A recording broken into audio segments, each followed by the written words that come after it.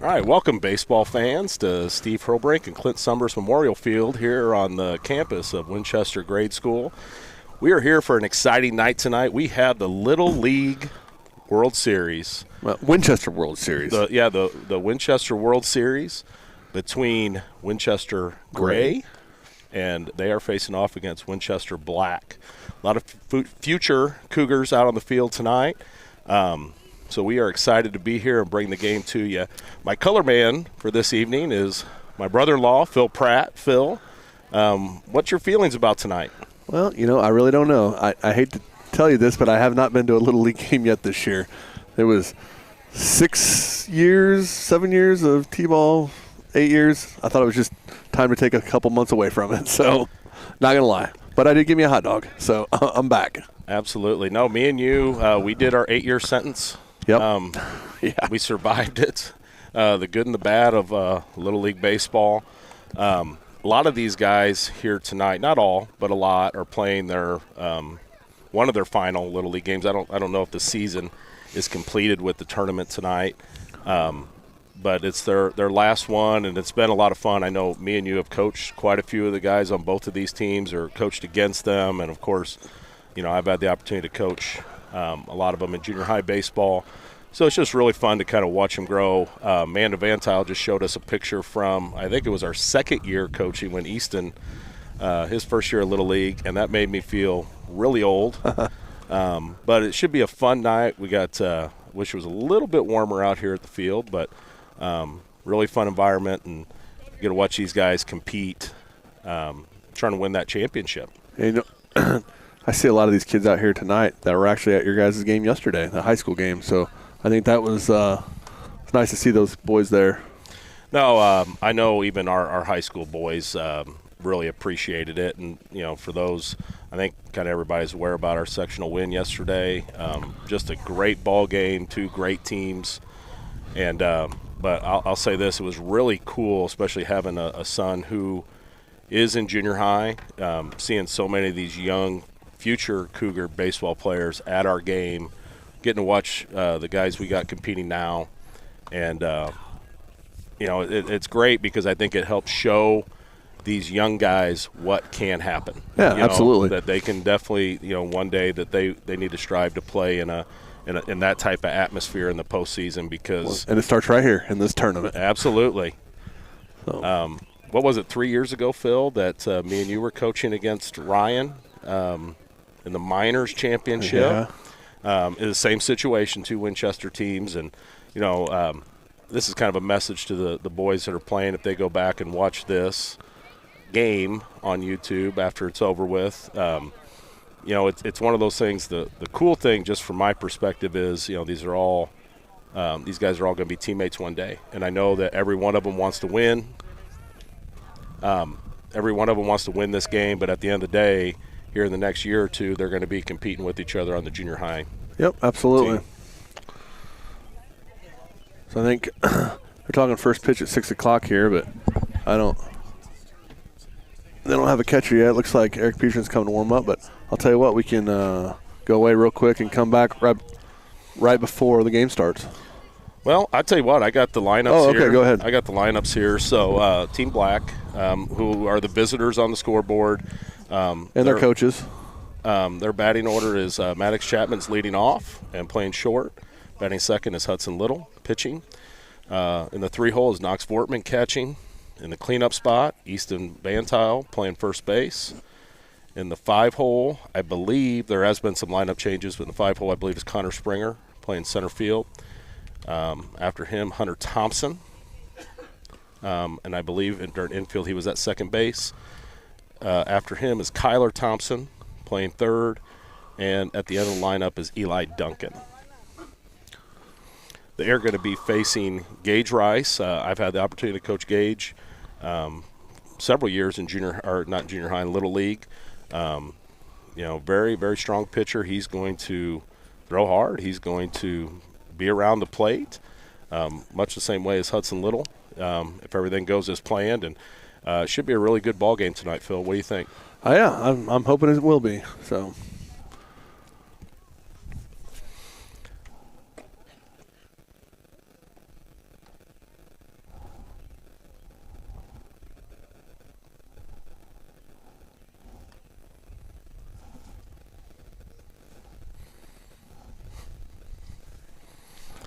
Well, if I knew someone that had an airplane, we could get them to fly over, for the start of the game. Defensively for the gray team, and I'm just going to go down their lineup, but Jace Fryman is at short. Jake Williams in center field. As I mentioned, Gage Rice will be the starting pitcher. Mason Stalker is at first base. A.J. Lashmit's behind the plate. Jacoby Bigley is playing second base. Even though he's left-handed, I've coached Jacoby, and he's been trying to convince me that I need to play him on the infield. And when I said no, he said, well, Don Mattingly played infield. And I said, buddy, you're not Don Mattingly. But Jacoby Bigley at second base. Ryder Peterson's at third. Case Dorsey is in right field, and Anthony Stice is in left. He's no Donnie Baseball. Sorry, Jacoby. Well, we love Jacoby. I'll tell you what, that kid, he's one of those guys. Oh, yeah. Love his energy. And like I said, a lot of these guys, I bet you probably about 80% of these guys, me and you both, we have a lot of experience with them, coaching them in Little League and doing lessons and all those things. You got to watch them grow. So it's a lot of fun, but it looks like we're just about ready to get started here. And the first pitch will be brought to you by Central Valley Sports tonight. Yeah, our sponsor, bringing it to you in your living room. Before we get started, Phil, you got anything to add? Nope. That's the reason why he's the best color man in the country, folks. All right, so leading off. Can we poke a little fun at Tim Lashman and the batter's box that he designed out there? Yeah, the batter's box is definitely not regulation size. I think look at James. He's scratching his head at it, looks like. Yeah, we might have a slight delay here, folks. We might have to get the chalker back out and start from scratch, or we'll see if they can make do of it. So if you're watching from home and if you're wondering why they're standing out of the box, it just is what it is tonight. So here we go with our first pitch of the evening. That's a base hit. Maddox Chapman lines that right over the first baseman's head. I tell you what, he is a scrappy guy up there at the plate, aggressive, ready to hit the first pitch. And almost like a swashbuckler, isn't he? Oh, he is. He's got a lot of swashbuckle in his game. And I'll tell you what, he gives you some fits out on the bases because he's quick. He has great instincts at the plate or on the bases. And at the plate is Hudson Little, who took the first pitch for a strike. Got a 0-1 count. Those of you just joining us, we're just got started, top of the first. That one squeezes by A.J. Maddox takes second base on that. I like that swashbuckle. I think that really describes him well right there. It's a great job. The pitch wasn't even in the dirt, but it just barely squeezed away from the catcher. He had a great read on it and was able to advance 60 feet. That one's a little upstairs for ball 2.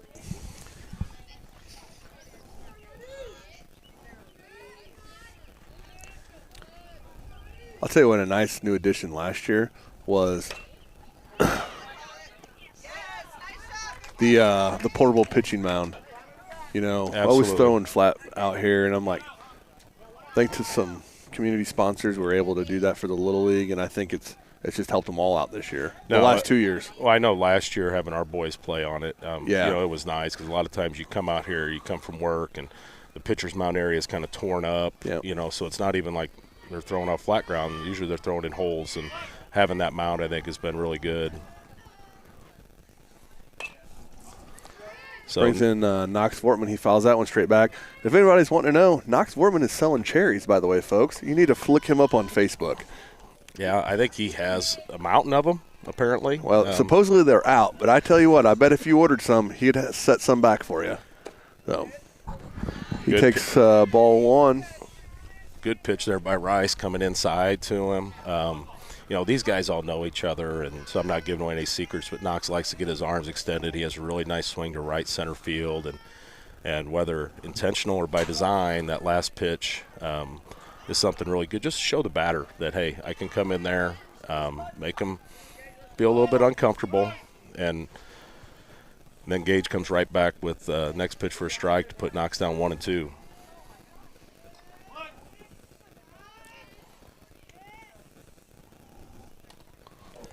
Ball gets away from A.J. Lashmet. kind of a tough one to handle. That one looked like it was down and in. I know as a former catcher, sometimes those are tough to get. You're kind of worried about him hitting the batter and coming back. We got Carson and Tyson Brown, and we have an extra headset. Yeah, I think that would be great. We might be bringing them in. We got contact from Knox the third. Does his job. Thrown across from Ryder Peterson. So Maddox Chapman will score. Really good baseball there. Really good baseball there all around. Knox with 2 strikes, putting the ball in play, getting the run home. Good play there by Ryder, fielding it cleanly, making a good throw to Mason Stocker for the out. So we got 2 outs, and the black team is up 1-0 in the top of the first.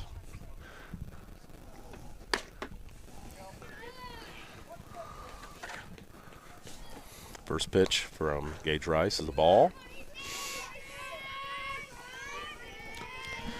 Next up for the black team is Easton Bantile. I feel like I've been coaching Easton for a long, long time. Just a really great kid who really works hard at it. But right there, he came up a little bit short. Tried to go to right field with it, got underneath it, and hit a pop-up to Jacoby Bigley.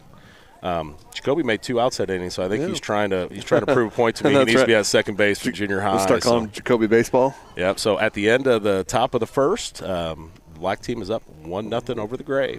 We'll be back after this.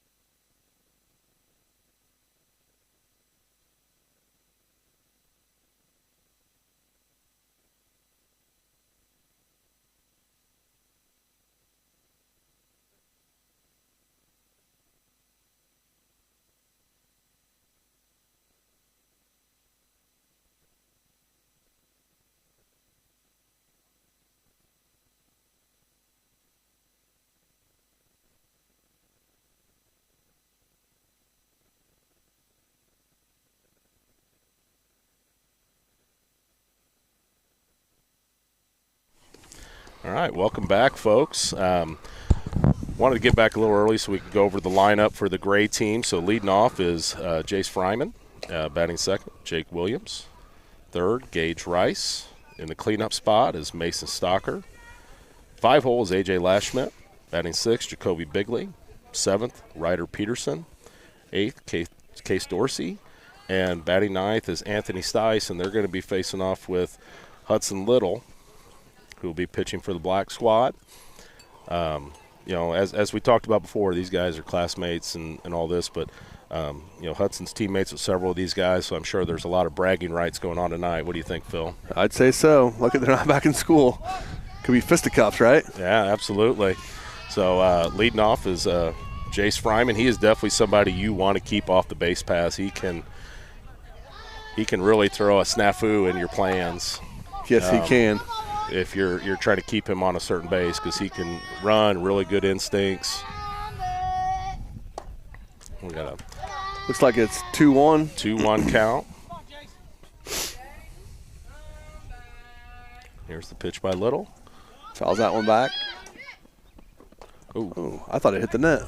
No, it went straight up the chute, and good effort there by Bortman. Try to make a play on it. He's probably coming right into your living room there, folks. Say hi. So we got a 2-2 count. All right, this is fun watching these guys battle it out. And then tomorrow for our Blue Cats baseball team, these two are going to be on the same team. A little breaking ball there by Hudson Little. Nice job, nice pitch. Retiring Fryman. We have 1 out. And next up to bat is Jake Williams, the center fielder. Hudson gets a good pitch there at the knees for strike one. Tell you what, I love the pace of these really good Little League games. Me and Phil, we've coached a lot of Little League over the years, and it feels like it is either, a pace like this, that guys are just getting it and throwing it and playing fast, or sometimes it's at the pace that paint dries. Right. And while I was blabbering on about the pace of play, Jake Williams, a nice job, hit a hard ground ball up the middle for a base hit. It snuck under the glove of Connor Springer, and he was able to move up to second base. So we have one out. The next batter is Gage Rice, and he's got a runner on second base. I just feel like this game tonight, and I watched these two teams play at the beginning of the season. I think the great team won 5-4, if I remember. Mm-hmm. Very close, very competitive, and it's literally just going to be one of those games that is going to come down to probably an oopsie or something, right? Whoever has the least oopsies. Those oopsies will get you every time. They usually do in a game like this. Rice takes called strike. Got it. Pickoff play. So the pitch was a strike, making the count 1-1. And we had a back pick play to Hunter Thompson that caught Jake Williams off guard there. And really nice play by the black team. Gage Rice went back up the middle again. Nice play there by Hudson Little. And throws over to Van Tile. If that gets through, the way how fast this infield's playing, because it was professionally drugged by an expert tonight before the game, that ball is going to get through the middle there. So, good inning by Hudson Little. Gave up one hit, but faced the minimum. So we'll be back in just a little bit for the top of the second.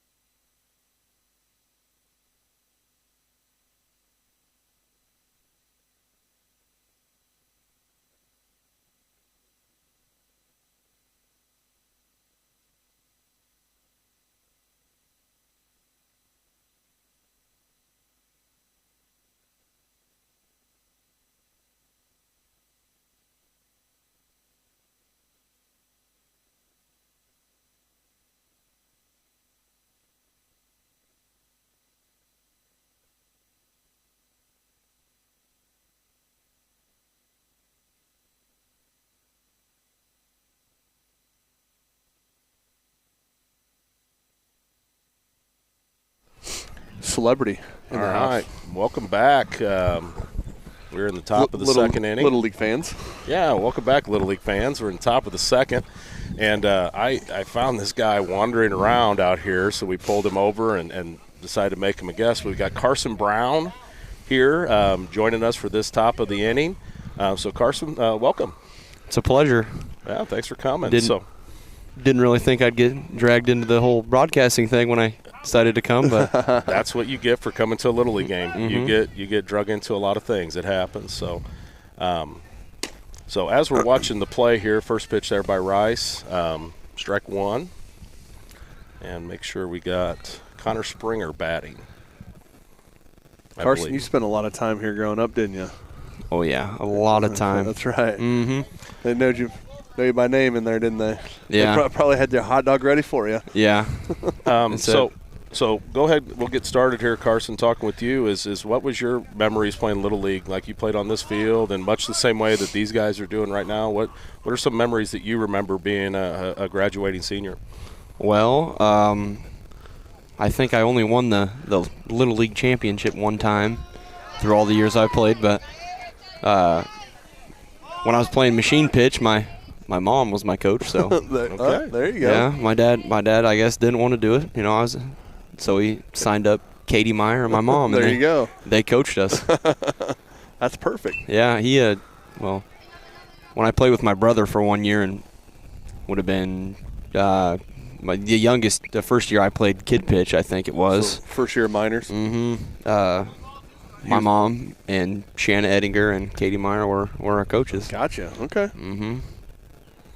So I'm gonna ask a question. Try to do this politically correct. So, having female coaches, you think was the better, same, or worse than? Because I'm assuming most of the coaches you've had in all the sports you've played have been male. So was it kind of nice having female coaches? Well, yeah, it was because at that age, my dad was probably out there, back in the stands critiquing me. So That's right. That's what we do, right? Less I had to hear about it. My mom would probably be more supportive than my dad whenever I'd come back from a strikeout. All right. I will say that coaching your kid is always the hardest. I will say that from experience. And go away from Carson real quick. We've got a good battle going on here between Gage Rice and Connor Springer. 2-2 count. Connor's fouled a couple really good pitches off.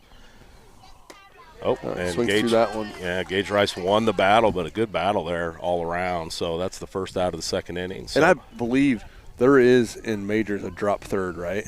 Yes. I'll look for my Danny Vortman. He's my engineer, like Jim Jackson with the Cardinals.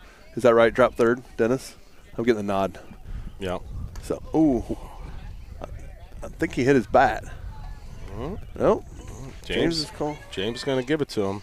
So he was shaking his hands like it hit him in the hands. But. Yeah. Well, and the rule is if it hits you in the hand and the umpire does not deem it a swing attempt, it is a hit by pitch. If it's a swing attempt and it hits your hands, then it's just it's a foul ball. So, but while we got a little time here, Carson, want to tell the people listening at home about our game that we had yesterday. So. Just from a player's perspective, I know as a coach, like it was cool. Big crowd, great environment. Two great teams. We came up on top 2-1. But what was it like playing in that game? It was exciting. The whole game. Even after they got a home run, it was still like, all right, this is one of those games where one hit isn't going to decide the game, like that early in it. Right. I guess you could say. Yep. And I knew that. When we went to sectionals my sophomore year, all it took for us was one big inning to win that semifinal game a couple years ago. And, I was just waiting for it. I knew that, whenever we get the top of our lineup back, then we would be able to do some damage, and that's exactly what happened. Yes, it was. And for those people that if they weren't at the game or kept up on it, which I'm sure are very few, you had the big one of the big hits for us last night. On that pitch, Gage Rice gets a comebacker to him and throws it away. Hunter moves up to third base. And so we're sitting first and third with one out. But you had one of the big hits for us yesterday. Came up in the sixth inning. We were down 1-0. Cam Sievers, of course, started us off with a base hit. And you came up and got a big double that tied the game up, and then you end up scoring the game-winning run. What was kind of just going through your head from a hitting perspective in that at-bat? Well, so for my first at-bat, when I hit a double, he hung a slider right down the middle. So from that pitch, I was like, yeah, I'm not going to see anything super straight. Early in the count at least. So I wasn't sitting on anything straight or fast. I was sitting back waiting for a curveball, and that's exactly what he gave me.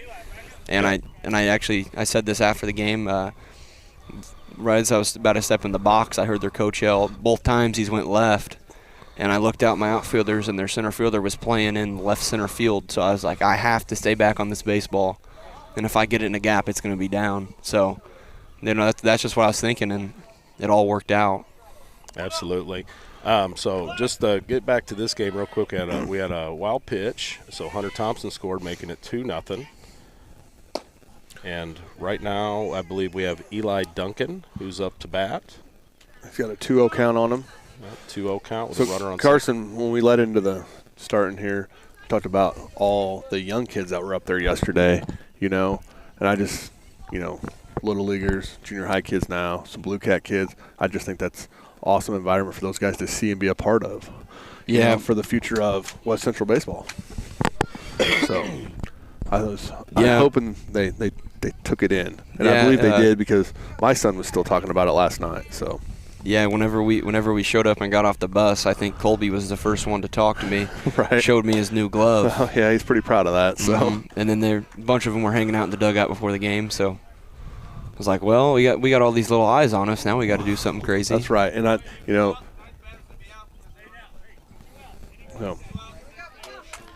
Okay, sorry to interrupt there, Carson, but for those people watching at home, so the black team only has 8 players that are here tonight. So the 9th spot in the lineup just came up, and so then they have to take an automatic out since they only have 8. So right now there's actually 2 outs, and that ball is crushed to right field by Maddox Chapman. Great play. Who we got out there in right, Phil? I don't know. I believe it's Case Dorsey Yeah, if it was the starter from the first inning, but a great play, sliding catch. I don't have the lineup. I'm just your color man. But good inning there. And hopefully, you think we get Carson to hang out for another half inning with us? I don't know. Carson, you want to hang out with us for another half inning and talk ball? Sure. All right. We'll be right back, folks. Thanks.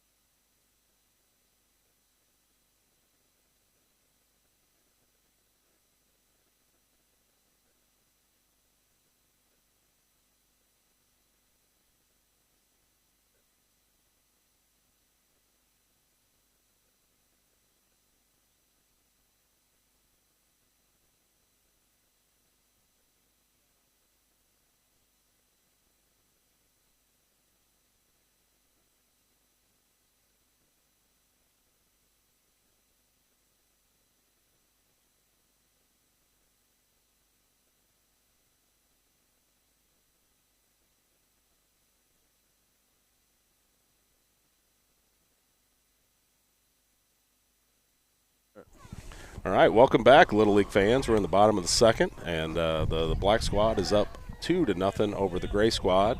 And we have managed to keep Carson Brown. We had to tie him up to the chair to keep him from running away, but we talked him into staying for another half inning of baseball. And just going to talk with him a little bit. And I know we got kind of cut off there with the inning ending, but one of the points I want to make is any of those young guys, listening to what Carson talked about with his at-bat yesterday was understanding, looking at the defense and thinking about what they've thrown in previous at-bats and how the defense is positioning to give you an idea of how they're going to pitch you that at-bat. So, Carson, I, as your coach, I feel like you're a very advanced high school hitter with your approach and understanding how pitchers are going to attack you. When was that something you kind of learned as a hitter? Well, last year probably was when I, fully started understanding all that. But and that's what made the jump because, my sophomore year I was, decent, but I wasn't, one of the best guys on the team, but not where I wanted to be as a player. And once I started understanding and going back and looking at the pitches and how I've been getting pitched, and just knowing that as a 3-hole with talks from other teams and stuff like that, I just knew that it was going to be different from a certain point. And I think DeWitt actually said one day, not even to me, he was just like, 3 holes, it'd be nice if they could just sit back on a curveball once in a while.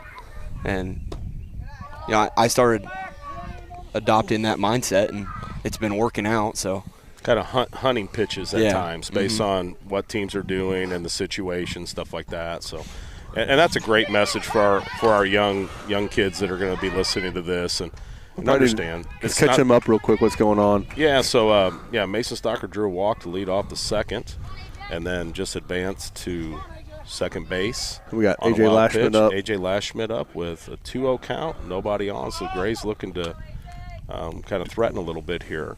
But yeah, for those young guys listening, it's one of those things. It's a learning process. It's not something that necessarily happens, all of a sudden. It's just like life, where you learn little lessons every single day, and so Hudson Little was on the brink there, being in some trouble. Came back through 2 big strikes to A.J. A.J. puts it in play. Going back, Maddox Chapman What a good play there by Maddox going backwards. Seemed to have good communication.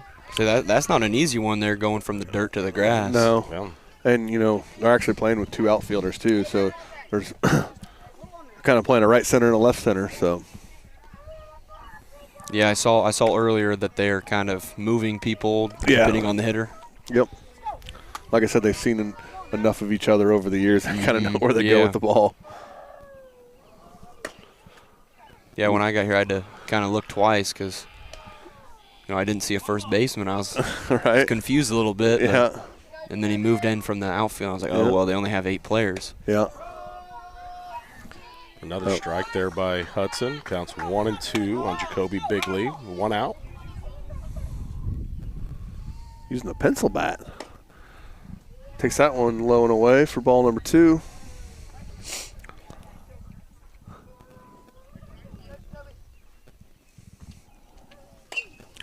Fouls that one straight back. Good battle, good battle.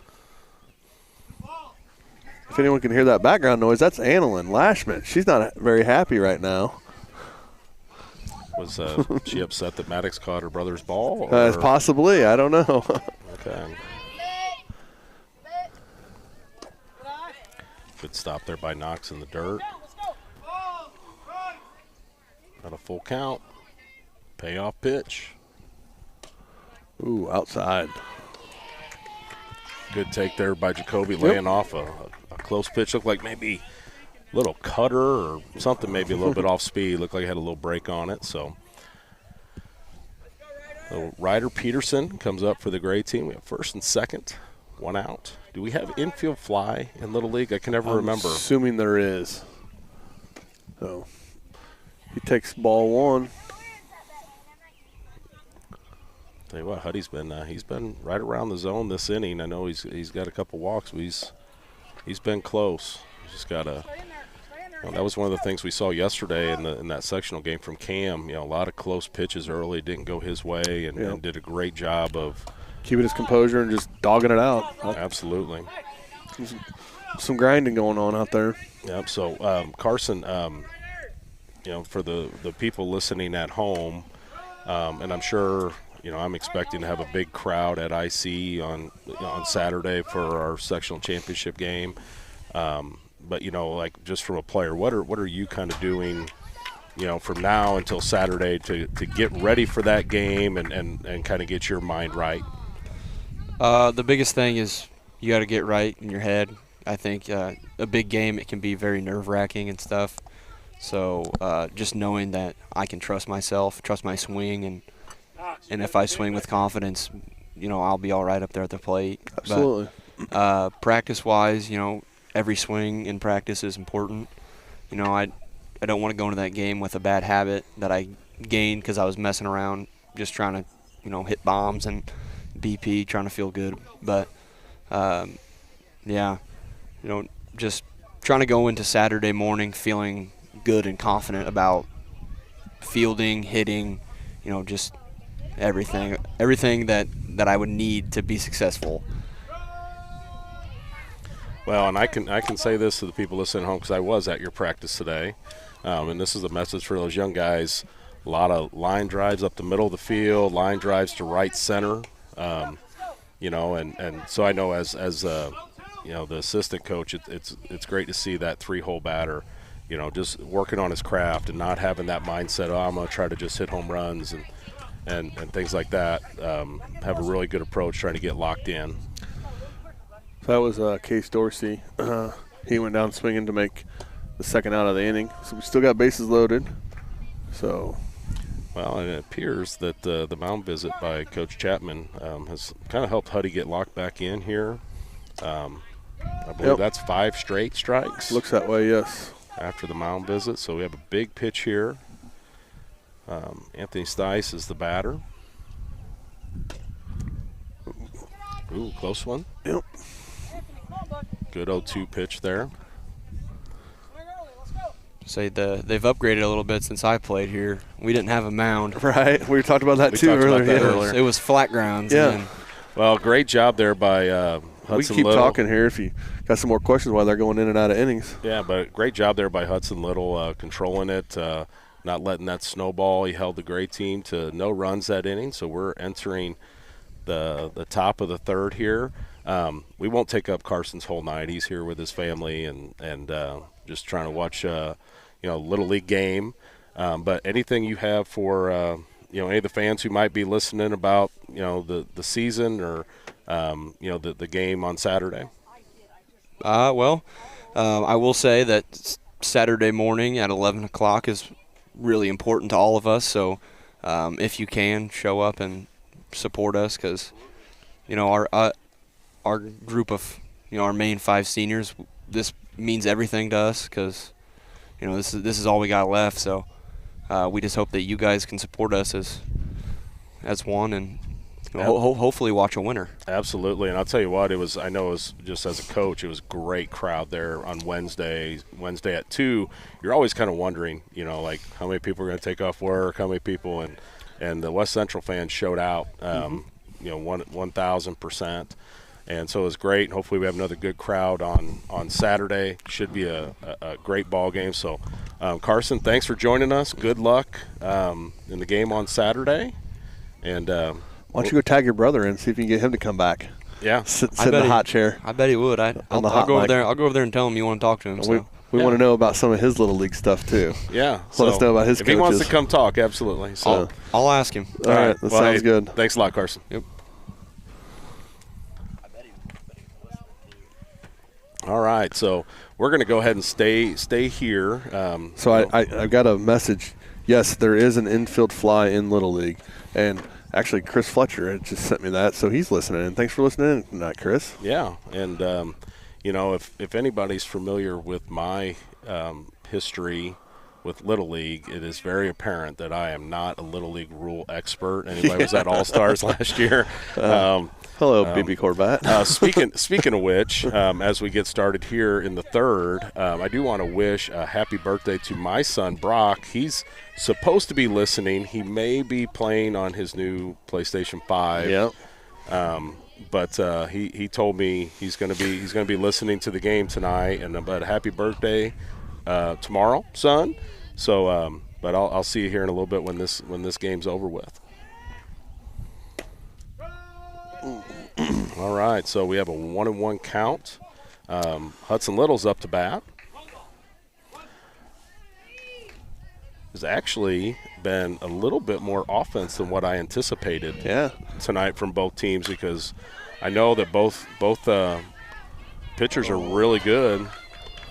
So Hudson Little hit a ground ball to Jace Fryman, who made an errant throw to first base. And we got another special guest who just stepped up. They tagged each other in and out. I like it. So hey, that's awesome. Hey, for Little League fans out there, we have on the other end of the mic Tyson Brown. Yep. Welcome, Tyson. West Central baseball, basketball, football alumni. Little League alumni. Little League alumni. Blue Cats coach. Works with my organization and does a great job. So welcome. Yeah. Are you excited to be here? Oh yeah. Is this like one of the high? Oh, I mean, you do basketball games, so you're familiar. I've heard you do basketball games and stuff like that. So, but one of the questions we asked Carson, we want to ask you. You've been out of high school now for a couple of years, but when you come here tonight and you watch these kids playing, Little League, what memories does it bring back for you? Oh, it brings back a lot of memories. I remember the first time I was pitching ever. My first ever kid pitch game.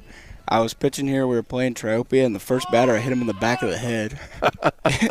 Like right in between the helmet and his jersey, and then he came out of the game. And do you remember who it was? Eric Caldwell from Triopia. All right, so Eric Caldwell, if you're listening, I think Tyson apologized for that. So what we Knox Little's up to the plate. He's got a 2-2 count on him. Knox Fortman. Knox Fortman, I'm sorry. Huddy Little's on second base. Oh, and he rips that one up the middle. So they're going to send him home. Jake Williams with a nice arm. Going to have a play. Oh, it gets past A.J. Lashman, and Knox is going to take third. tell you what, a lot of good baseball on that play. It started with great swing by Knox Fortman. Yeah. Squaring up Gage Rice, as we talked about, is not easy. He's a good pitcher. Nice clean line drive up the middle. Good throw there by Jake Williams, but just snuck under the glove of A.J. Lashman, which allowed Hudson Little to score and allowed Knox Fortman to move up to third base on the play. So the black team is threatening here in the top of the third. With nobody out. That's ball one to Easton Van Tile. Yep. So, so I guess my question. So Tyson, and I coached you for. I guess I had you all three. 3 years because COVID got your freshman year. So I'm familiar with it, but people who might be listening at home, you were a big part of the turnaround of the West Central baseball program. That kind of allowed us to get to the point that we're at right now. So when you go to the game yesterday and you see the crowd that's there and you see that environment and you see, the guys get to play in that sort of game, how does that make you feel as an alumni? Oh, it's awesome. I didn't make it to the game until right after Carson hit the double in the 6th. But it was pretty cool to see, just having played with those kids and for 2 years and knowing that they can do it, and kind of something that they have been wanting to get done ever since they started playing together, and it was just kind of cool to see. And seeing how they've all stepped up as players since even when they were sophomores, Absolutely. So back us up. What happened here, Justin? I was trying to get the score adjusted. So Easton Van Tile had a single through the left side that drove in Knox Vortman. Okay, that made it 3-0, correct? Yes, and he was at first base. And then we had a great bunt by Connor Springer down the third base line, which he beat out. And then both of those runners now have advanced to second and third on a wild pitch. And Coach Lashman's out there, I think, just trying to calm everybody down a little bit. Pretty crucial point of the game right now. For the gray team, but I will say this is that, Gage Rice is definitely capable of pitching himself out of this situation. As long as he can. Another bunt attempt. That one's by Hunter Thompson. That was an RBI single by Easton Van Tile that drove in Fortman, correct? Yes. Yep. So Coach Little playing a little small ball, which, for those around Little League baseball, it's. I remember you would never call a bunt. You would just tell the kids, I will pay you $20 if you bunt and get on base. Yeah, and he would bribe them as a coach. No ice cream, no soda. I'll give you cold, hard cash. And only, I think, 1 or 2 people took me up on it, and it was in the same game, and I had to go to the ATM afterwards because I didn't have that much cash on me. I can't say that I've ever seen a bunt until this game in Little right? League. Yeah, a great job by those guys. Which and Connor, plays for me with the Blue Cats and Hunter Thompson as well. I know this is something we've been working on. As you can tell, they're not the most physical of players, so they're not necessarily the guys who are going to crush the ball over the outfielder's head. So sometimes you got to use that bunt as a weapon to bunt for a hit. It also brings the third base and first baseman in, allows you to hit the ball past them. So, So Thompson, he walks there to load the bases. And I believe this is his brother Kyler is up to bat now. So the first pitch is a ball. The Kyler, we have bases loaded, nobody out. And our special guest is Tyson Brown here. So, Tyson, your senior year, our baseball program made it to the sectional finals, Sweet 16. And that's where, our baseball program is right now in that same situation, a chance to move past that sectional, hump. But, like I said, especially from, where you came from and where the program was when you first came in to where you left, is it going to make you feel good for the guys to be able to kind of take that next step on Saturday if they're able to accomplish that goal? For sure. I've been talking to Carson a little bit and Dalton after the game on yesterday, and I was like, Dalton, it's your turn now, and you got to step up here and own it. All right, we'll get back to you in 1 second, Tyson. I feel like every time I try to ask you a question, something really crazy happens here. So we had a comebacker to Rice who threw the ball to the catcher, AJ Lashman. It would have been a force out. I had this black covering in front of me, so I could not see if his foot it was on the transfer. Well, but if his foot is on the plate while he has the ball, it would be an out. Okay. It would be a force out. It looked like he tagged the plate and then tried to tag the runner as well. Right. So. He wanted to go tag him, didn't he? Yep. Okay, so the umpires, they did the right thing there. They both got together. I'll say this as somebody who's umpired a lot of baseball over the years. Plays like that sometimes can be a little crazy because you got the ball coming and you got to try to figure out, okay, is he catch it? Is his foot on the base? I honestly could not see. But the umpires got together and they ruled that the catcher's foot was not on the base, and then the ball came out on the tag. So the black squad scores another run. 2 runs on that. 6-0 now when it scored it by him. And Eli Duncan is up to bat. So the way this is going here, Tyson, I'd like to ask you a question. And we got a ball clangs off the catcher's mitt. Great base running there by Hunter Thompson, I believe, came in. Had a great read on that, saw it got away. He was moving right away and got in on that play. But no, I feel like as soon as I'm going to ask a question, something crazy is going to happen here. Something crazy breaks loose.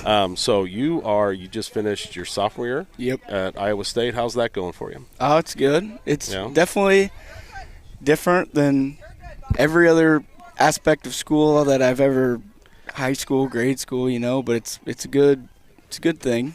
So Ames, Iowa is a bit different than Scott County, Illinois? A lot different. You really actually, it's really not that much. It's a lot of the same. It's got a small town feel to it. That's good. Well, that's cool. I'm glad things are going but well. No baseball. But no baseball, right. Only club baseball. Gotcha. And then were you majoring in there? Agronomy. Agronomy? Yep. That sounds like you got to be pretty smart to major in agronomy. I don't know. Phil, can me and you even spell agronomy? No, I can't. Yeah, so Google. I majored in history because it was the only thing I knew how to write on the paper for my advisor that I could spell correctly. So we have a strikeout there of Eli Duncan. The 9-hole batter spot would come up, so that means there is 2 outs. We go from no outs to 2 outs. Still a runner on third. Runner on third. Score is 7-0. Maddox Chapman. And Maddox Chapman is leading on or back up to the top of the lineup is back up.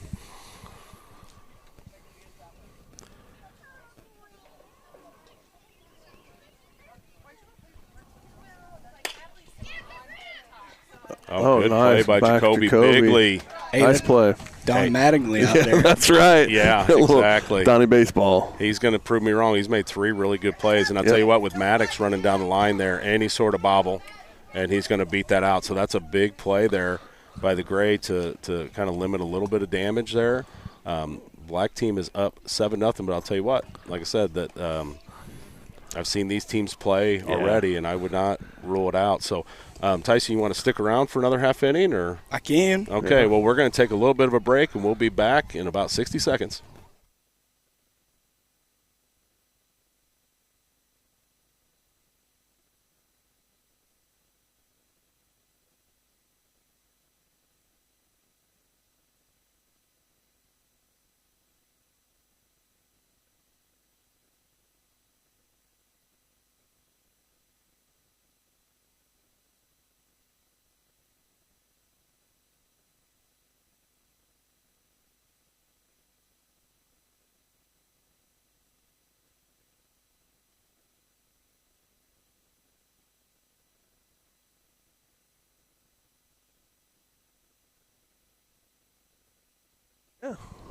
All right, welcome back, Little League fans. Me and Phil are still here with Tyson Brown. Wanted to come back a little bit early to talk to him before the action started. Tyson, if you want to tell the fans about, helping coach Blue Cats with me, which for those people who don't know, Blue Cats is a baseball organization I run. A lot of Winchester kids and kind of the surrounding communities. But last year you came to me and were like, hey, want to help coach? And then apparently it went well because you came back for year number 2. So how's it going? Yeah. Oh, it's going good. We've only got 2 games under my belt this summer, but did a good 2 games, and I enjoyed it, and I'm ready for us to play again. Well, the month of June is going to be busy, and I was just thrilled when you asked. I'm kind of mad at myself that I didn't think of it. We have a pop-up. Good play by Knox Fortman coming in. That I was starting to have some PTSD about the play in the sectionals. That's what I was going to say. Everybody converging on that pop-up there. But a good play, good job of communicating. Hudson Lowe's able to record the first out. And next up is Jake Williams, who's 1 for 1 tonight. But no, as I was saying, kind of mad at myself for not thinking of you. Somebody, coach, you definitely played the game hard, played the game the right way, have a lot of knowledge. And one of the cool things is with the Blue Cat organization, they have a ground ball to short. Maddox Chapman gobbles that up, throws out Jake Williams. 2 good plays by Black to start the inning. See if I can finally finish my question here, or my point. But, having guys like you, Connor Allen from Pittsfield, Dalton, Hutton from Bluffs, Carson Brown helping, I think is invaluable to these guys because, I'm just an old fat guy. These kids have seen you guys play. They know you guys can play. And even having a son within the organization, it's really cool that you guys give back your time. There's so many more things you could do with your time, but the fact you want to give back, I appreciate that, and I just think it's awesome. So I'm glad to hear you are enjoying it. And as I was saying, that Rice hit a missile to center field, short hop the fence. Nice relay by the defense, though. Got it in quick. Yes, they did. Let's see. I think we got all Blue Cats guys there. Yeah, Connor Springer with the throw in to Hunter Thompson. So it's good to see. We must be teaching them something right, Yeah. But no, as I was saying, we're just thrilled to have you, and I'm glad to hear it's going well because I know I went through that where when you're done playing, your playing days are done. It's nice to kind of have a little bit of an outlet. And that ball is hit deep to left field over the outfielder's head by Mason Stocker. The throw's going to second. Oh, he called it. I think dropped the ball. Ball might have popped out.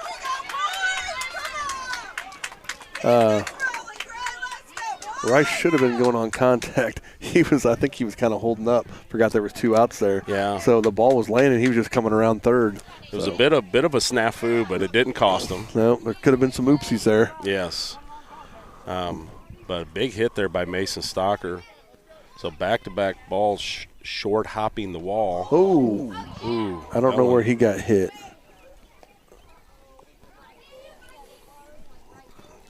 Hey, why don't we we'll go down for a second. We'll be back in just 1 minute. Okay.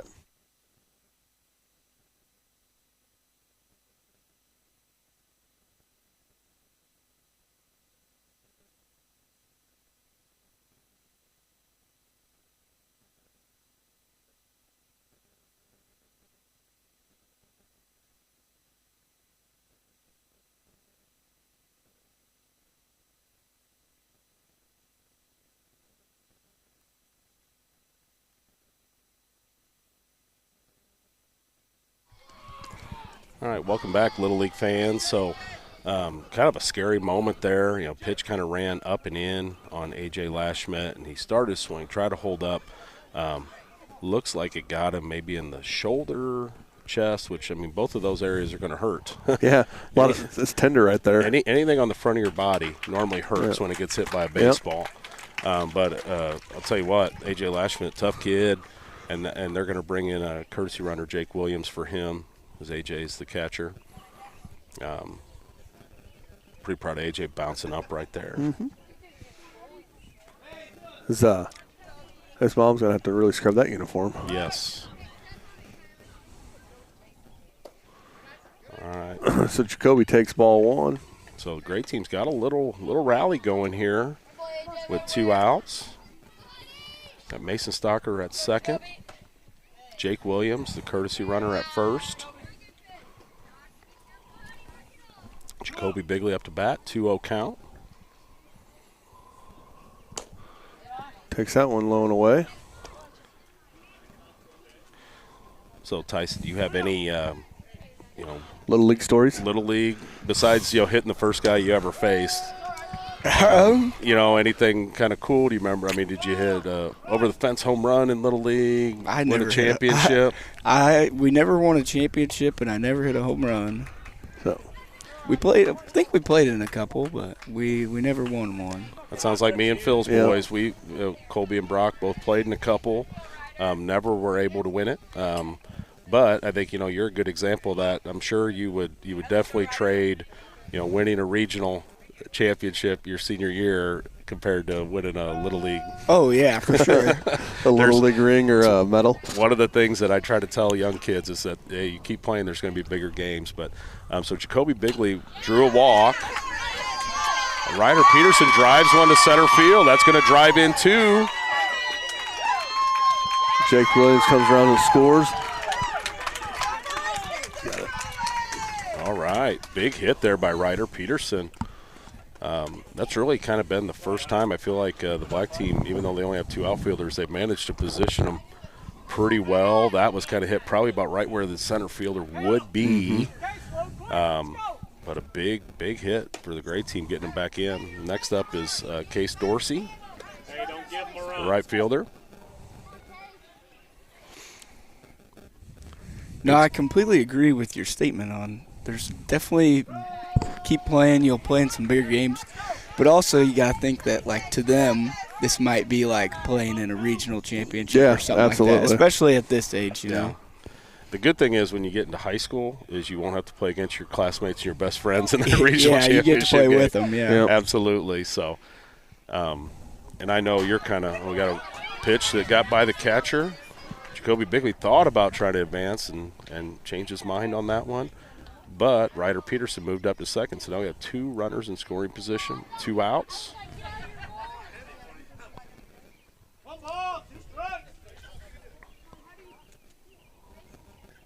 And here's the pitch by Little in the dirt. No. Uh-oh, we're going to have a possible rundown. We might have a pickle. He's out. Oh. All right, so the ball didn't squirt by far enough. Jacoby, put the brakes on halfway down the line. But Peterson come to third, and then he come home, and then he was able to get him back at second. So yep, they were able to back pick. Yeah. No. So they're trying to figure out. I don't think the runner crossed. No. No. All right. Well, we're gonna. Hey, before we go away though, I want to thank Tyson for joining us on the air. I appreciate it. It's great seeing you. Unless you want to stay, you're more than welcome to stay. You Hey, go back and get you a hot dog with the fam. He wants to hang out with the fam and have a hot dog, I think. That's right. But hey, Tyson, thanks for. I like that hat. For joining us, and we'll see you Saturday. Yeah, be there on Saturday, everybody. All 11 right. o'clock. Sounds Absolutely. good. We'll see you. See ya.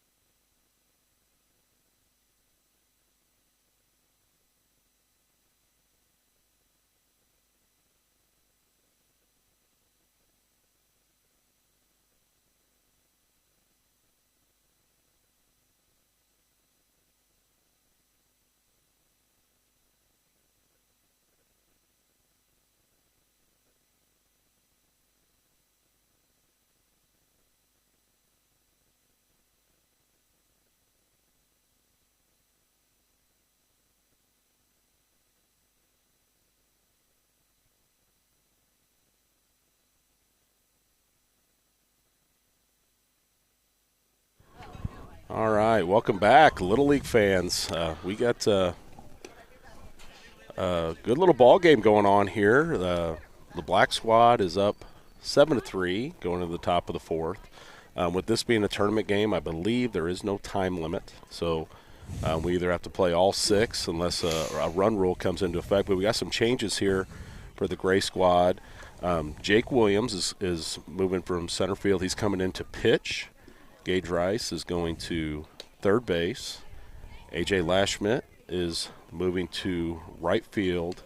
And Ryder Peterson is going behind the plate for the gray squad. So the line is closed on Gage Rice tonight.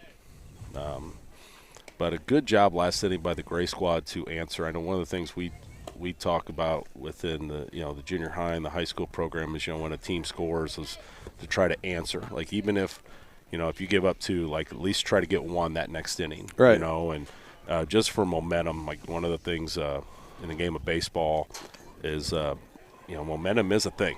100%, and so good job there by the gray squad to get a couple runs, get back in the ball game, get back within striking distance, and bringing Jake in, and who is he's a little left-handed flamethrower. I've seen him pitch a couple times this summer in Little League. Hey, he's no Jamie Moyer. He's not throwing butterflies in there. He's not throwing butterflies. He's not Jamie Moyer. Dynamite drop in right there. But let's see if he can hold the black squad at bay, who has scored every single inning, I believe.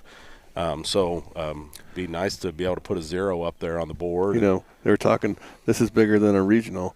This is my first time playing on YouTube. Some of these guys are thinking, they're actually. Absolutely. So, I mean, I get it. It'd be neat to go back and watch 4 or 5 years from now. From their perspective, it is big. And, yeah, like hopefully maybe when these guys are all juniors and seniors in high school, like we can go back and watch this and have a good laugh about it. Yeah, absolutely. So first pitch by Williams is low. And he's facing off. He's thrown right in the fire against the middle of the lineup. Has 2-hole hitter Hudson Little up. Oh, we got 2-0 count.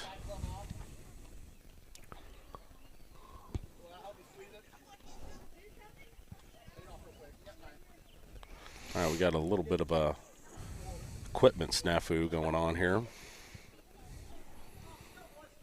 I don't know if I've ever used the word snafu this often in my entire life. I wonder what's up with that, Phil. I don't know. Yeah. I'm just looking through our dictionary words here that we like to use in the broadcast. Yeah. My vocabulary is definitely not very elaborate. So got my thesaurus and my dictionary along with my stats here, and just try not to embarrass myself. Here's the pitch by Williams. Got in the zone, got a 3-1 count. That was nice of Carson and Tyson to come. Give a little bit of insight there for a while. Yeah, no, it was, honestly, I think it's really cool that both of those guys are out here. I mean, like I said, Tyson's in college, Carson's a graduating senior. Yep. It's summertime, and they're out here, watching these young guys with their family, and I think that's awesome. Yep. So we got a full count now. Jake Williams is battled back. Hudson Little, who's batting .524 on the season. Hits one deep to left center field.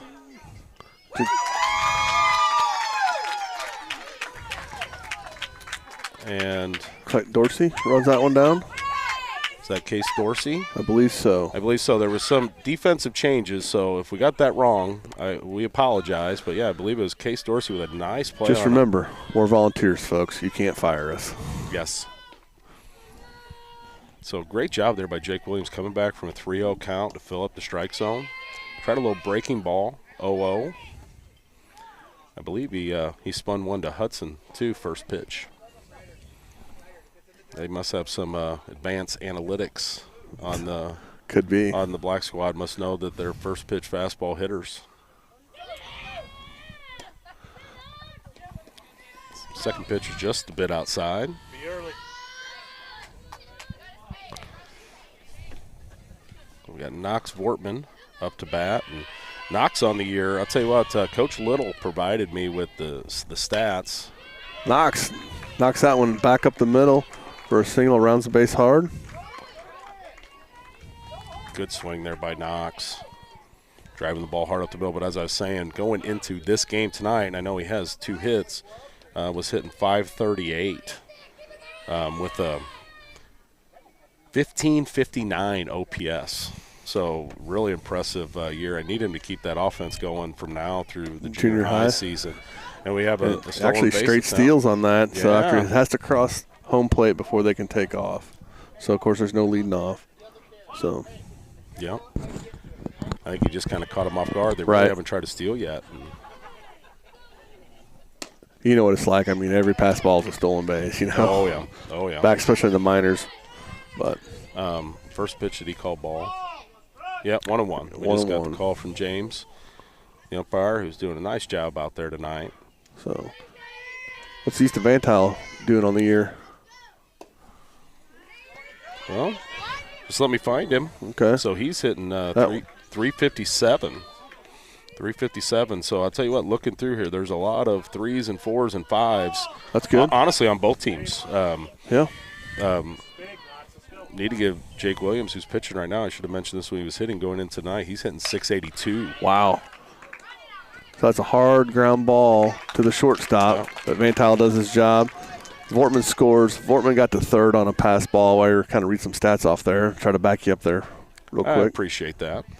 Not the best color man in the league for nothing. That's right. Really good baseball there. Vantil putting the ball in play on the ground. Good play by Jace Fryman. Jace, honestly, being in the 6 hole, didn't have a chance to make a play on the plate, but getting the out.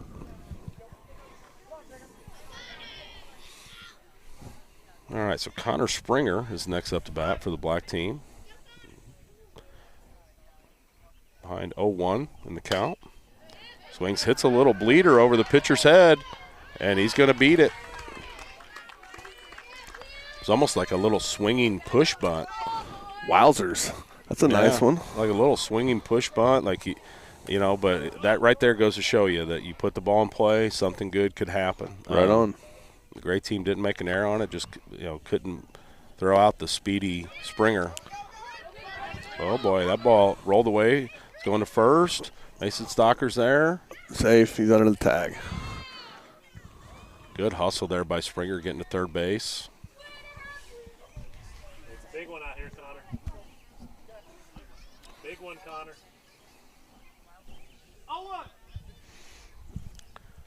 All right, so the first pitch was a strike. 0-1 to Hunter Thompson. That one's a little bit up.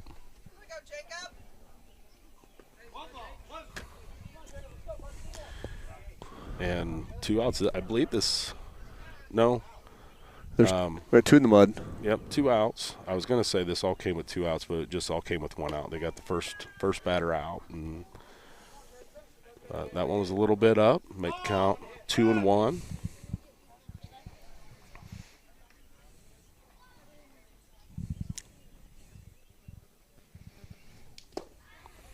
Good cut by Thompson. I'm going to say, as somebody who's coaching, that's the pitch that he hits pretty well, is that low pitch. Oh. Got 2 balls, 2 strikes, 2 outs. 2s are wild here. There's a swing. Hit down the first base line, scooped up by Stocker. We go 3 unassisted. Yeah, the old 3U, but the black squad does tack on another run, so it is 8-3, heading to the bottom of the 4th. See you in 60.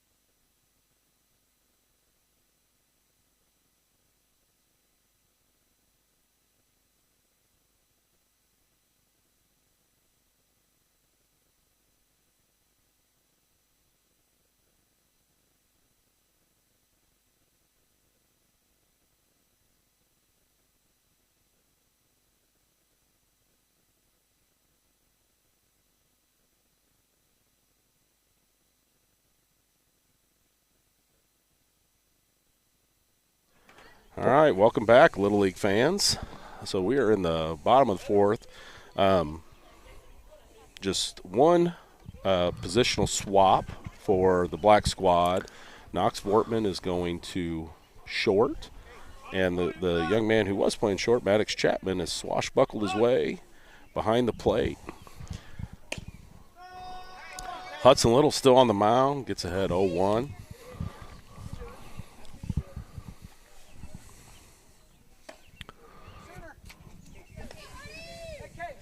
So we got Case Dorsey up to bat.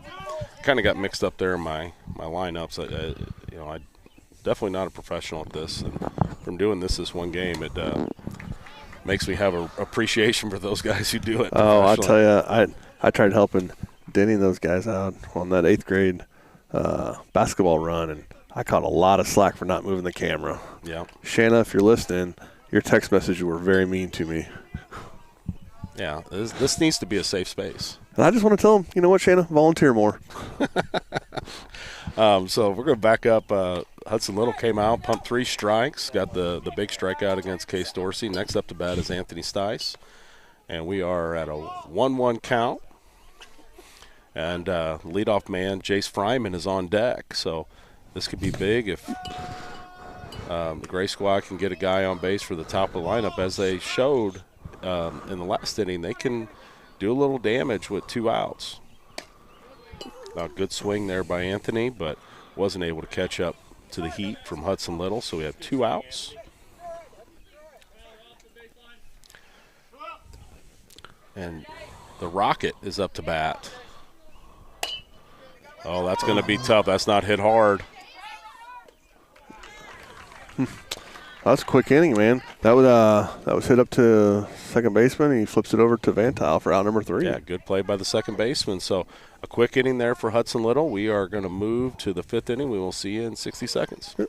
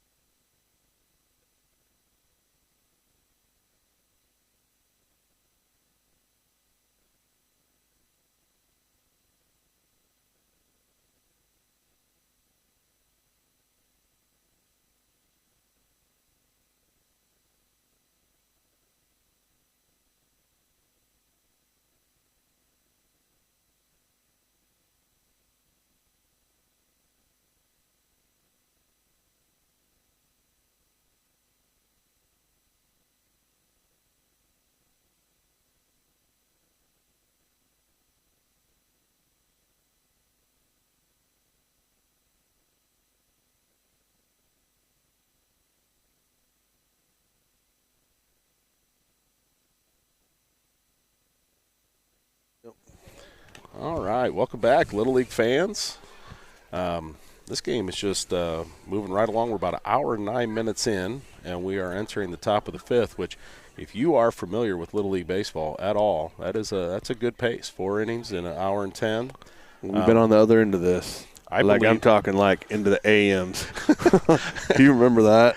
Oh. Well, I just remember when our boys started playing, Phil, is like we were lucky sometimes if we would get 3 innings in before the time limit. Right, especially during a machine pitch. But I remember playing that minors game in this tournament. Oh, my. It was cold. Yeah. We got done at like 11:45. There was kids asleep on the bleachers. Yes. But I felt like I lost a bet. Yeah. But it's all good. It's all good. It's been well worth it. So absolutely. I was talking to Tyson earlier before he left, and we went to commercial. But him and Carson, and I think you said Brock's done some umpiring too, about all those guys giving back. Who've played through Little League, play high school baseball, come back, give back. I remember Tucker last year. Recker Ford's done it. Jackson Ford's done it. A lot of those guys, come back and give back to the Little League program. No, absolutely. I got a good bunt. A little bit better play by Jake Williams. So that was that Kyler Thompson? I believe so. Kyler Thompson with a really good bunt. Jake Williams. Should have been your 7-hole batter. Jake Williams just slid off the mound elegantly and made a phenomenal play on that ball. That was a lot of elegance there, wasn't it? A lot of elegance. So we have one out. And actually, talk about a quick inning because the 9-hole is up next. That if That's right. Jake can retire this guy, the next hitter would be out automatically. And have a nice short inning for the Gray squad.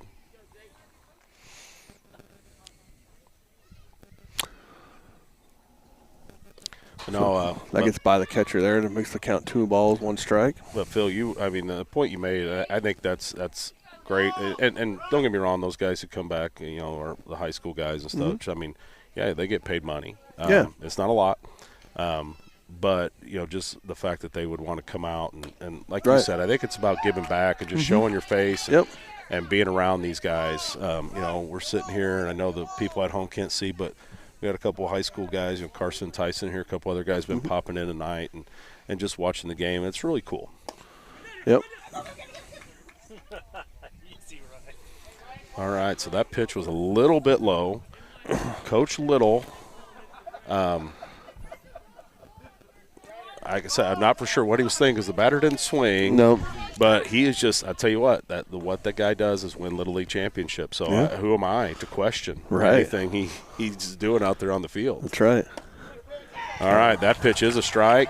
As we said, the next batter, the next batting spot is an automatic out. So that's a quick inning for the Gray squad, and we're heading into the bottom of the 5th. The Black squad is up 8-3. See you in 60.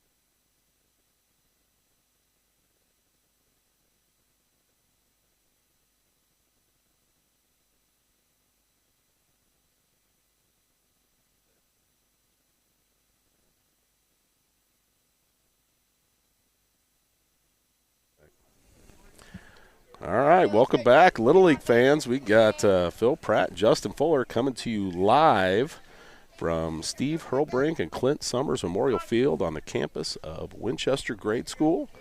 We got a good ball game going on. The Black squad is leading in the bottom of the 5th, 8-3. Hudson Little, who has gone the distance so far. Close pitch there, didn't get the call. 2-0 count. We got Jake Williams up, correct? So they're at 2-3-4. They're in the middle of their lineup. And I'll tell you what, the one thing about this Gray squad with especially the middle of their lineup, they got some guys who can bop the baseball. We've seen that already tonight. There's one Great right there. swing by Jake Williams. So that's a hard hit ball. All right, so they're I'll tell you what, Coach Little is coaching because they had 3 outfielders, no third baseman on that play, just having Knox play the left side. I was trying to figure out what happened. I didn't know if they added somebody without us knowing what was going on there, but it's just some advanced coaching analytics. I'm sure, Coach Little got with the analytics department. Well, we got a little swinging bunt here from Gage Rice. It's going to be close. Safe. He beat it out. Ty goes the runner there. That was going bang, bang. Yeah, that's one of those that's one of those coin toss calls that no matter which way you call it, half the people are going to be happy with you and half the people are probably going to be kind of grumbling a little bit. But great hustle by Gage Rice out of the box there. It would have been easy for him, not hitting the ball hard to maybe kind of poo-poo it down to first base. He was booking it hard. Once again, it kind of hung us up there. I don't believe there was a third baseman, was there? Knox was still playing the in-between position, kind of the rover. So, yeah.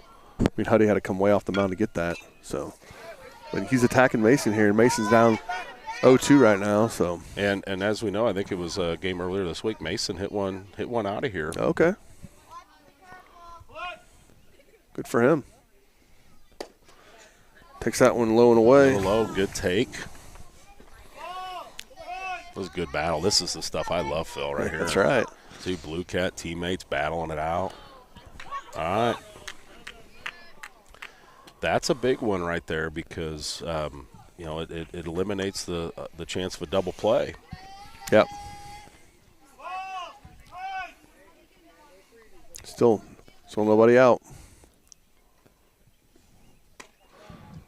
Takes that one a little upstairs. Just a little up. How do you try to snap one off?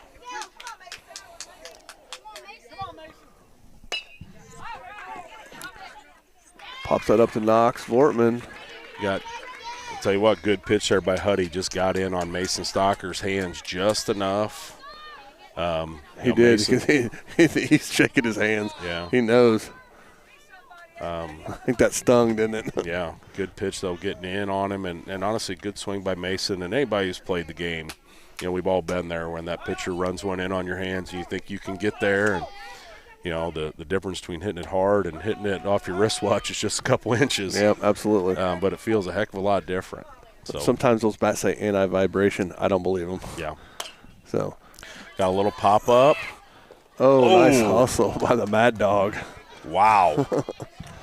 Wow. That was some great effort there by Maddox. Honestly, off the bat, it wasn't real high. And, I know this as a former catcher where you got to come out of your crouch. You got to run after that ball. And he shot up like he was out of a rocket. Yep.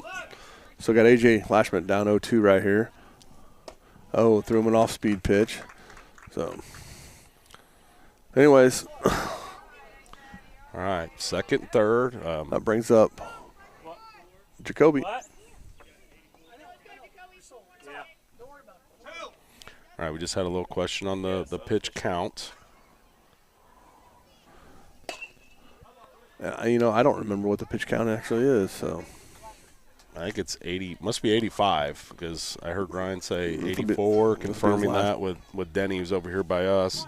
Both people do it with their game changers, which those are nice to allow you to kind of keep pitch counts. We got a wild pitch. And the Gray Squad was able to sneak a run in there with 2 outs on the wild pitch.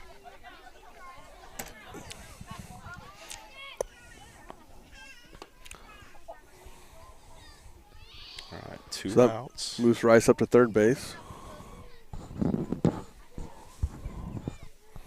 So I'm assuming after this batter, whether that be next inning or if Jacoby's able to get on base, the black team will have to make a pitching change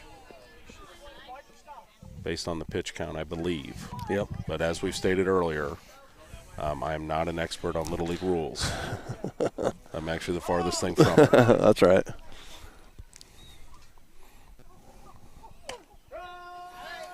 Good pitch on the outside corner. 2-2 count. 2s are wild here. Deuce 2 balls, wild. 2 strikes, 2 outs, and there's the pitch. Oh, got underneath the glove.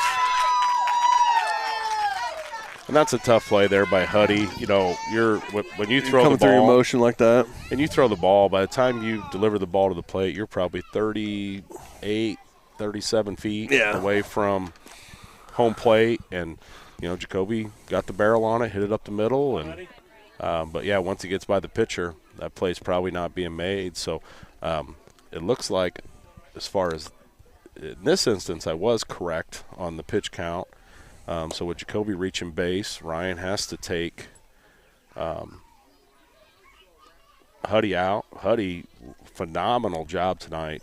As we talked about, this great team can really hit the baseball, and did a nice job going 4 2/3.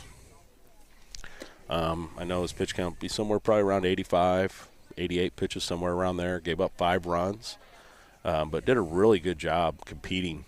And, there's a couple times where kind of looked like maybe he was going to lose it a little bit, but he found his composure. I do remember there was one time, great mound visit by Coach Chapman, came out there, calmed him down in a big spot, and so he was able to put his team in a great position. And now pitching for the Black Squad is Knox Vortman. The cherry picker.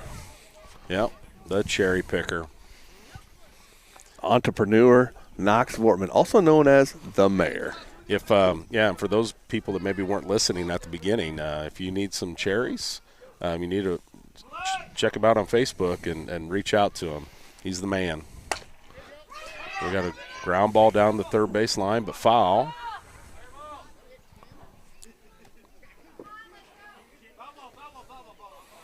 I believe Coach Peterson was trying to politic for a fair call on that one. I don't know what was going on there. Coach Prime's got everybody.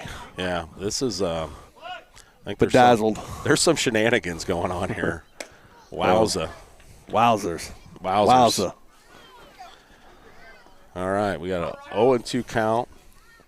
I'll tell you what, I kind of hope this game goes about 12 innings. I'm having a blast. Well, I'm going to need another hot dog. I could definitely go for a hot dog. You know, and if the listeners are familiar with me and Phil's physique, you probably know there's no. I'm going to need more than one hot dog. It's a bad day to be a hot dog around us.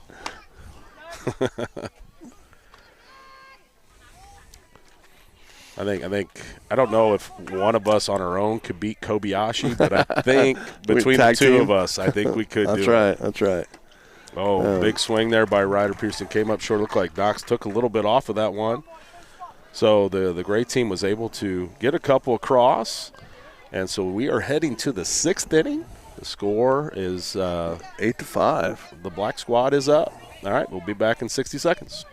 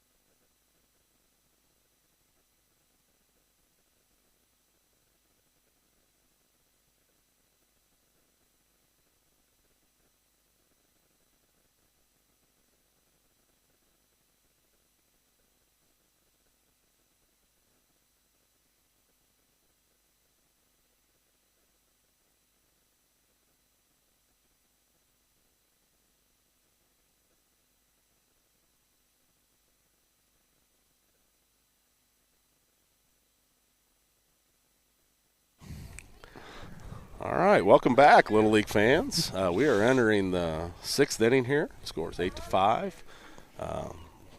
Black Squad is up on the Gray Squad right now, but really been a really good game tonight by both teams. And so Jake Williams is still on the mound, and the Black Squad has the top of lineup up, Maddox Chapman, who's swinging first pitch.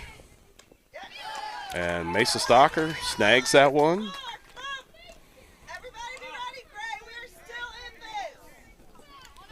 And so 1 pitch, 1 out, which, like I said, whenever I was umpiring a lot of games, that was always your best friend. 1 pitch, 1 out. You're right not getting on. paid by the hour.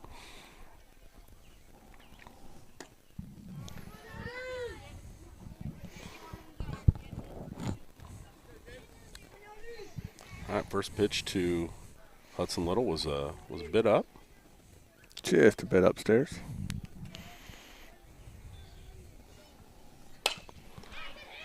Oh, took a bad hop over. Who drugged this field tonight? I don't know, but Fryman's going to probably be asking questions. Yeah, can't say I blame him. No. Like, that was a great effort by Jace Yes, it Fryman, was. and I think Lay he it had a out. beat on it. Now I don't know. I mean, it's good. I just wish he would have fielded it to see if he could have got up and thrown Huddy out in time. Right. But ball took kind of a bad hop on him, and Knox Fortman's up to bat now with a runner on first. He's running.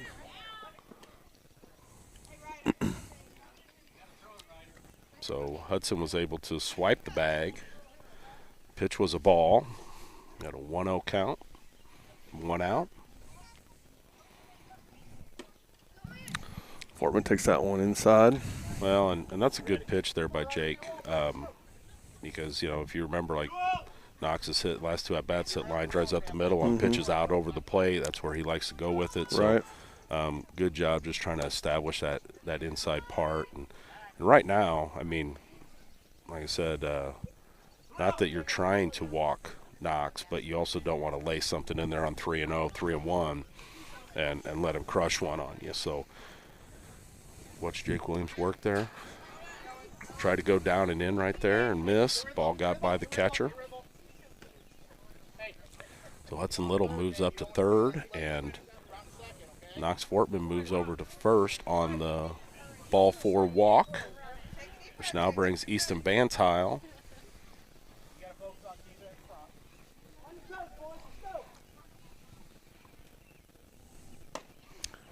And Knox is taking off on the pitch.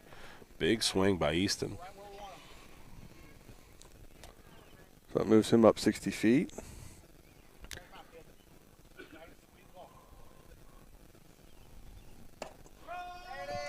So it's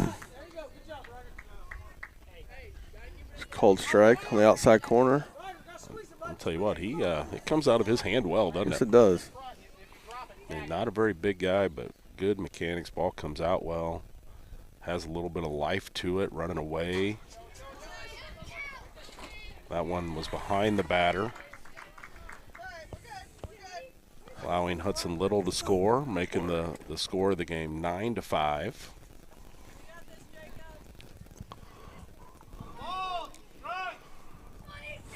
We got a 1-2 count here to Easton Bantile. Takes that one just a little outside. Ground ball. I would like just looking at where the defense is positioned. If he can hit a ground ball to second base, it will give him a run. Jace at short is kind of creeping in a little bit, where if he gets a hard ground ball right at him, he might be able to throw him out. We got a pop up to Mason Stocker, who makes the play in foul territory. And that's the second out of the inning. Big out there for the Gray squad. And next up is Connor Springer.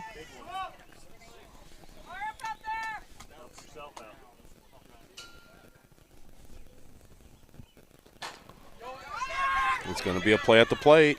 Oh, the flip was a little high, and Knox Fortman was able to sneak under. I was just kind of thinking here, and granted, these guys are, both these the coaching staffs are really done a nice job tonight, but with Ryan being a guy down, I was kind of thinking, like, right now they could walk the next 3 hitters, and the next batter would be an automatic out. Ooh. Just saying. But we got a good bunt by Connor Springer. He's going to beat it. That's just how my baseball mind works there, Denny. It's always thinking, like, okay. Yeah. I'll give credit to these coaches of playing it straight up, and there hasn't been any shenanigans going on or anything like that. That just letting the boys go out and compete and play. But Hunter Thompson showing bunt on the pitch, and he pulls back, fouls it off. So he offered at that first one, so he's down 0-2 right now. Well, moving it to 0-2. So now, I mean, he can still show the bunt. He can still bunt. But I've seen some high school guys bunt on 2 strikes. I've seen it before. Yeah. Ground ball to second base. Don Mattingly with the fielding of the ground ball and throwing him out at first. Yeah, good job. Good play by Jacoby. Good play by Jacoby Bigley. So we are heading to the bottom of the 6th. The Black Squad has a 5-run lead, leading by the score of 10-5. We'll see you in 60 seconds. All right.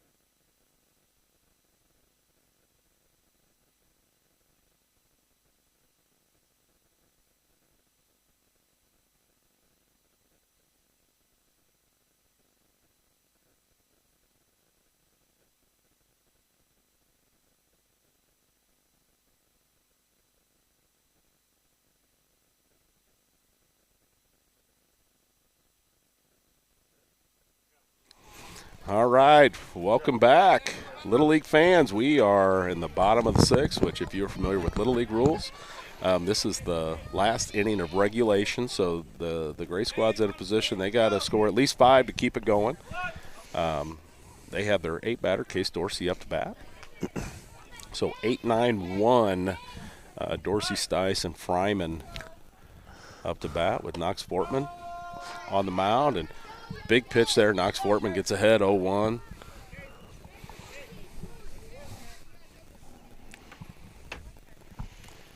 And here's pitch number 2. Humdinger of a pitch right on the outside corner at the knees. Showing bunt again there, so humdinger. I'm wondering if, like I said, they're actually trying to bunt or just trying to disrupt the pitcher. Ooh, he punches him out. Strike 3 right at the knees, outside corner. Really tough pitch. But one as a hitter, you got to try to foul off there. But like I said, I've watched plenty of those in my career. All right. So now we got 1 out, 9-hole batter, Anthony Stice up.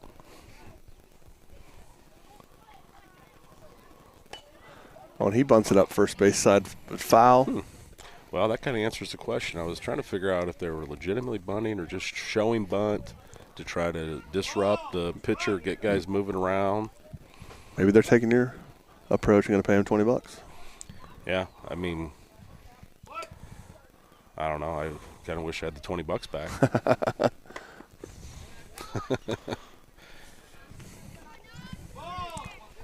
All right, 2-1 count.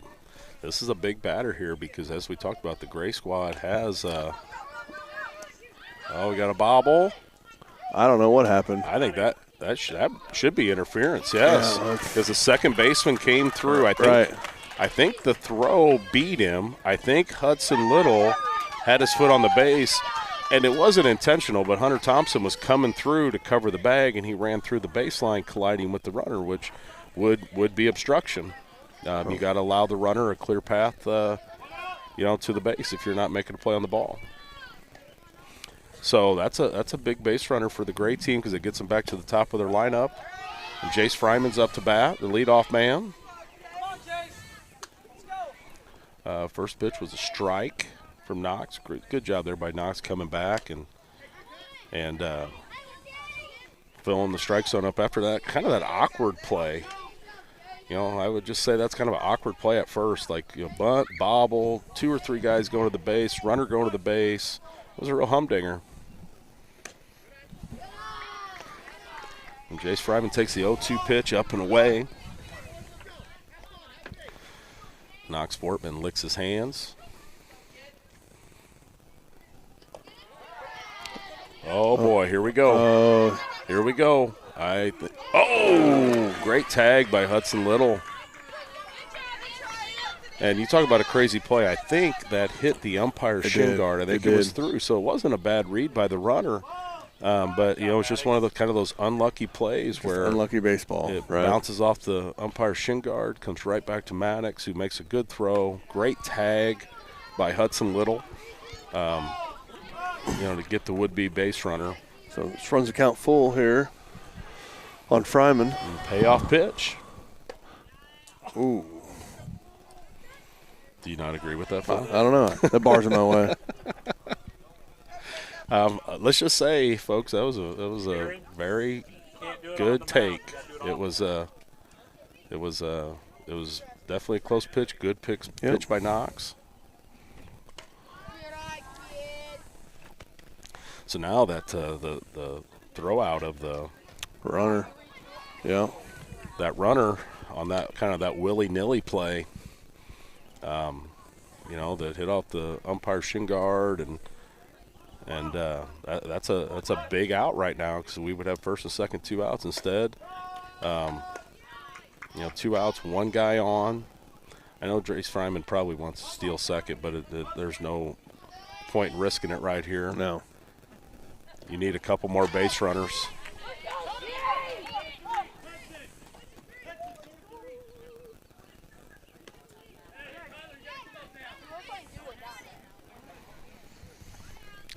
So that pass ball moves Fryman up to second base.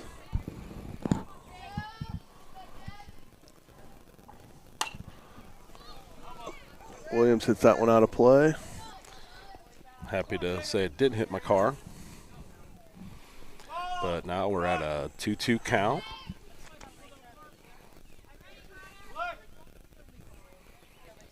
And here's the pitch by Bortman. Takes that one low and away. And Fryman moves himself over to third base. All right, full count. And the Gray squad's got the 3, 4, 5 guys coming up. There's a big pitch here.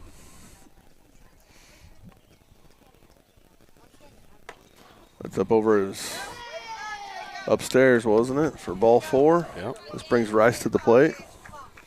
So right now, like one of the big things, and I know this as a player and a coach, like, everybody wants to be a hero, but you got to just remind yourself as a player, you can't be a hero yet. No. Like, if you hit a home run right here, you're still down. You just got to keep the line moving anyway, anyhow, whether it be hit by pitch, walk, base hit. And the Gray squad definitely has enough offensive firepower coming up after, Gage, where they could put it together here. But swings through that one for first one was called strike. Swings through that one for strike 2. He's down 0-2 here. I thought Williams might be in motion there. Line drive. Oh, right to Huddy Little. And that is the ball game, folks. The Black squad has came out victorious, 10-5 over the Gray squad. Really entertaining ball game. It was fun. I'm glad you had an idea to do this. That was a good time. This is a good time. Well, what's funny, Phil, is last year when we finished, we joked around like, we're never going to be at a Little League game. Mm-hmm. We're not, after doing it for all those years. But it was a lot of fun. Number one. Yeah, thank Denny for getting it set up for us, helping us. Yeah, the boosters allowing us to do this. And yeah. Oh, yeah. And we will be, Justin, Denny, and I will be up there early. Get ready for Saturday for that sectional championship. So I'm looking forward to that. And for those people, and I'm sure there are some that think I did an awful job, that's okay. But I will not be on the air on Saturday. I'll be in the dugout Saturday. I don't know. You got something going on or what? Well, I'm going to be in the dugout coaching first base and hopefully raising this plaque. But we're going to kind of be quiet right now for a second while they're handing out the medals to the teams. Got both teams here at home plate, and pretty good, pretty cool thing for these kids to be here. Teammates, classmates, and be able to share this with each other. So, I want to thank everybody for tuning in. So are we going to get out of here or let them get some photos? And you're doing a post game, aren't you? I tell you what, I'd like to interview some people, but I know Denny's probably ready to get it boxed up, so we're gonna go ahead and. Well, you can go ahead and interview them. I'll go get me a hot dog then. All right. Well, hey, let's go away for a minute while they're doing this so they can get photos. But we're going to try to get maybe a couple players or coaches off the Black Squad and interview them after their big win. We'll see you in a little bit.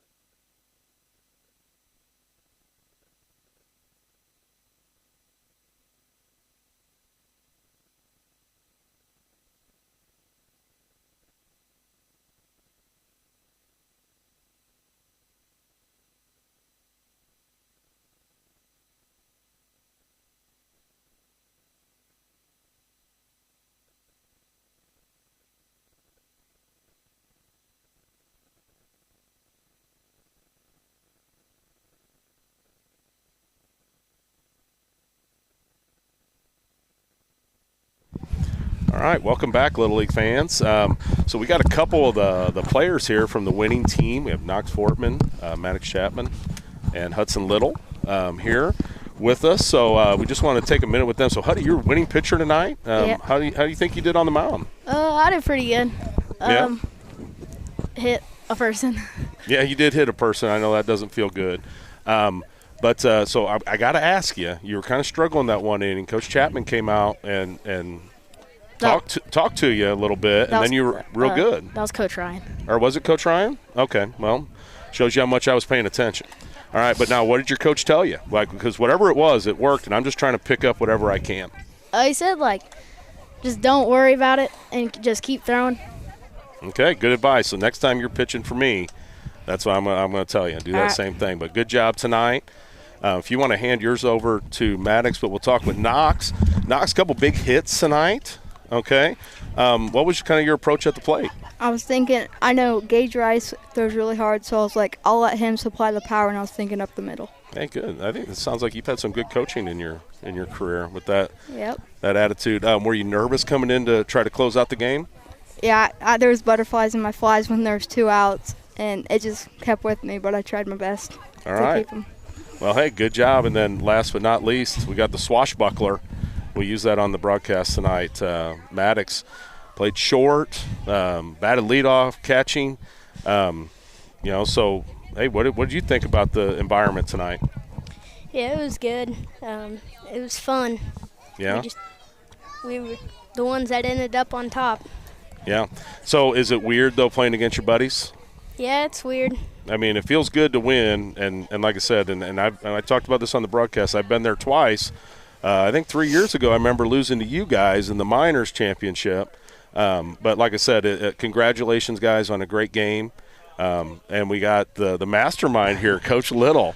So a lot of adversity tonight, only 8 guys. What was kind of the mindset? I got to ask about the analytics that was going out there. We had 3 outfielders at times, 3 infielders, sometimes 4 infielders, 2 outfielders. Yeah, early on I thought this would be fun. I'll get to actually move some players around, do some actual management. Usually I don't have to do much.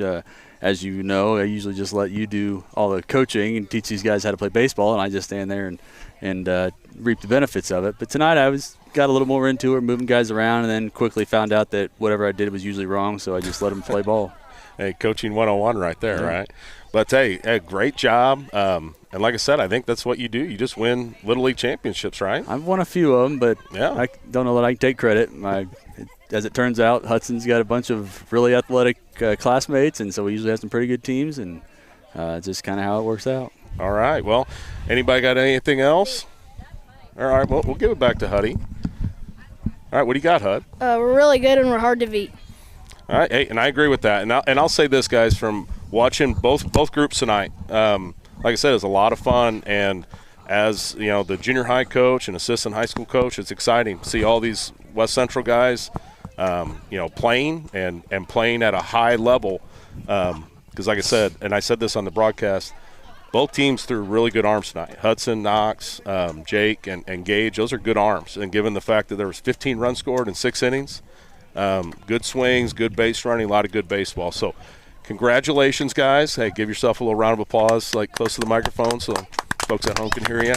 But we're going to be signing off. You got something, Knox? Imagine that. Knox has something to add.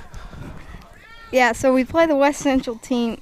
Well, we're all West Central, but it's kind of hard to play against our friends. But we got to thank everybody that comes out and supports, because I think we got the best crowd and family around. It was a pretty fun environment tonight, wasn't it? Yeah. Okay, and you guys can go home and watch it. You can make fun of all the stupid things I said on the broadcast. So 10-4. It's going to be on the internet forever. And then hopefully we'll see a lot of you guys at the high school sectional game on Saturday. Hopefully. Right? Hopefully. Yep. All right, so we're going to be signing off. This is Justin Fuller with the winning Black Squad here in the tent. I think my broadcast partner, Phil Pratt, is up there eating hot dogs, or he's running for mayor over there. Okay, I see him. But thanks for joining us. Hopefully you enjoyed it, and we'll catch you next time. Thanks.